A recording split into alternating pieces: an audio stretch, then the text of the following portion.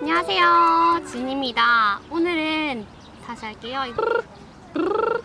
안녕하세요, 진입니다. 오늘은 저와 함께 일본 취업에 대해서 같이 이야기해 볼 텐데,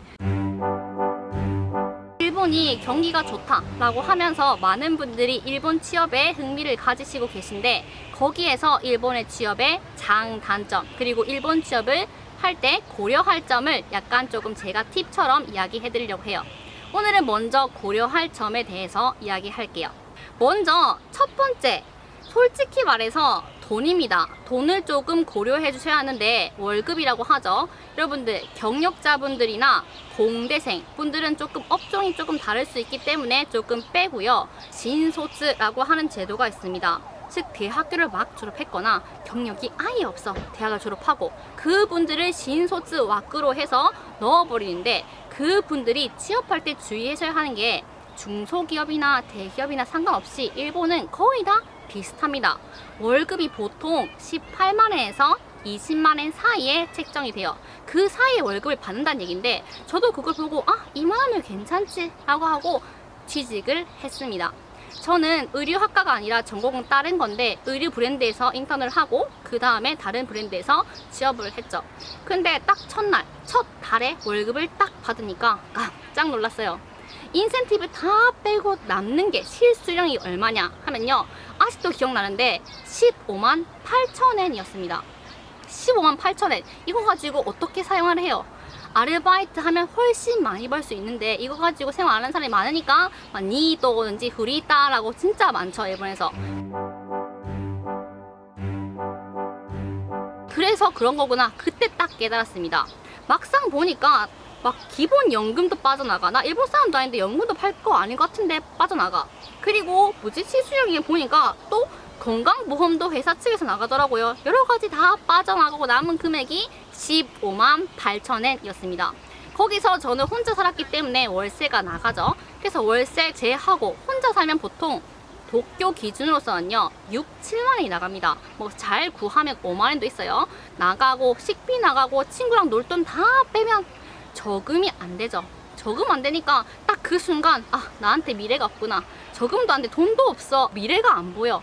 그래가지고 조금 그때 조금 실망을 했던 기억이 있어요.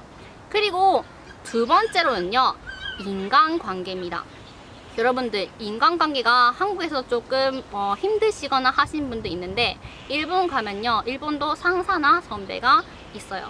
저 같은 경우는 선배한테 실적을 뺏긴다든지, 전 아무 말도 못했죠, 후배니까. 그리고 뭐 상사가 뭐 부하 직원한테 뭐 오마에 이렇게 하죠. 뭐 너 자식 이렇게 조금 너를 비하하는 그런 말을 많이 쓰고요. 이름은 거의 부르지 않는다고 해요. 그래서 그런 인간관계에서 조금 적응할 수 있을지 없을지는 개인차가 있을 것 같고요. 저 같은 경우는 한 선배가 제 실적을 계속 이렇게 좀 빼서 가가지고 조금 힘들었던 기억이 있습니다. 그런 인간관계에서 자기가 잘 살아남을 수 있는지, 그것도 포인트가 될 것 같아요. 그리고 세 번째는요, 일본 문화입니다. 여러분들 일본은 가깝고도 먼 나라라고 하잖아요. 저는 일본 혼혈로서 어릴 때부터 일본 문화를 좀 많이 접했는데 막상 일본에 가니까 너무너무 다른 거예요.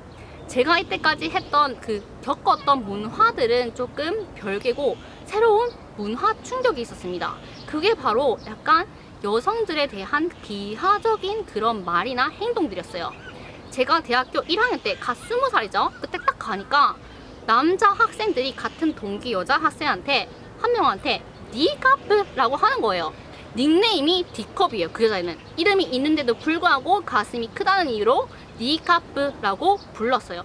그걸 듣고 엄청 충격을 먹고, 그리고 노미카이라고 하죠. 술자리를 갔는데 선배들이 진짜 거짓말이 아니라 요 밑에 그 밑에 하반신 팬티랑 다 벗는 거예요.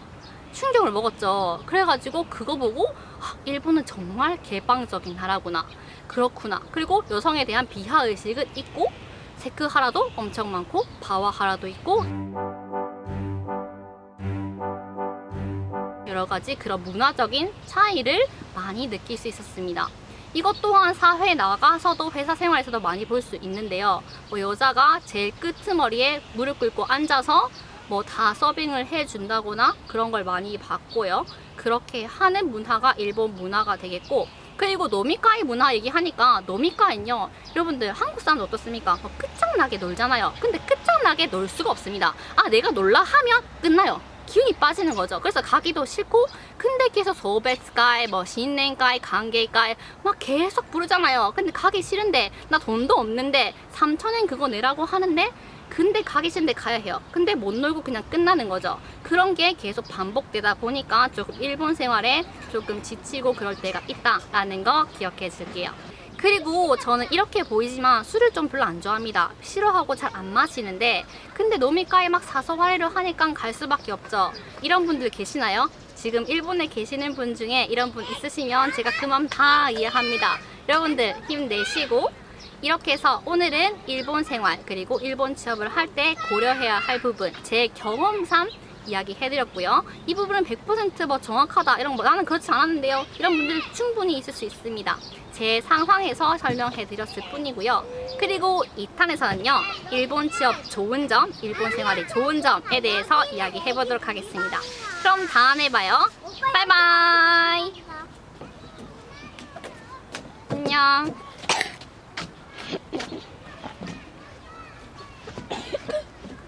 뭔가 소상해. 뭔가 소상해. 따라하지 마. 나도 뭔가 소상해. 아이들이 와서요.